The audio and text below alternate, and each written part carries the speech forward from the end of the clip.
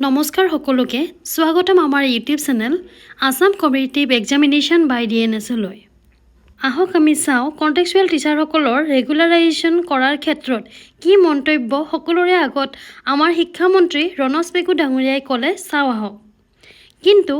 ইয়াতে কৈ থওঁ যিসকলে আমাৰ চেনেলত নতুন তেখেতসকলে আমাৰ চেনেলটো ছাবস্ক্ৰাইব কৰি ল'বলৈ নাপাহৰিব অনাগত নতুন আপডেটসমূহ পাবলৈ তেন্তে পলম নকৰি ভিডিঅ'টো ষ্টাৰ্ট কৰোঁ আহক Hello.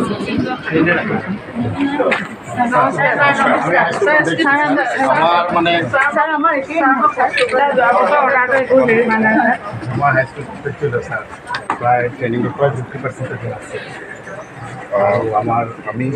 দুদিনমান ৰখিলোঁ হাইকোৰ্টত এটা কেছ চলি আছে এইটো আপোনালোকেও জানে যে 2018 চনতে দিয়া কেছটো ফাইনেল জাজমেণ্ট হোৱা নাই এতিয়া যিটো জাজমেণ্ট আছে জাজমেণ্টটো আমাক মানাও কৰা নাই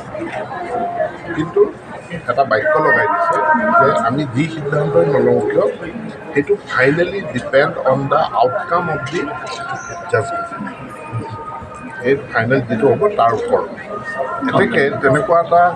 আমি এতিয়া ৰেগুলাৰাইজেশ্যন কৰিলেও সেই লাইনটো আমি লিখি দিব লাগিব যে he or she, his service has been regularized, provided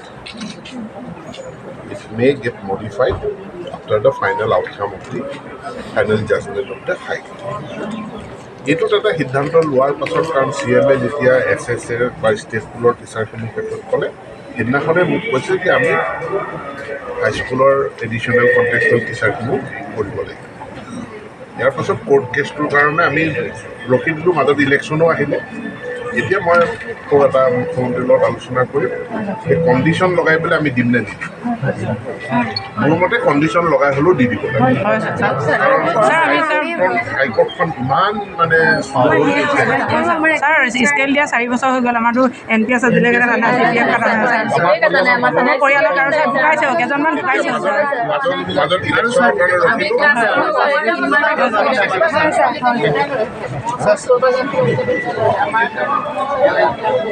আপুনি কস্তুৰবা বালিকা বিদ্যালয় মানে আপুনি কণ্টেক্সুৱেল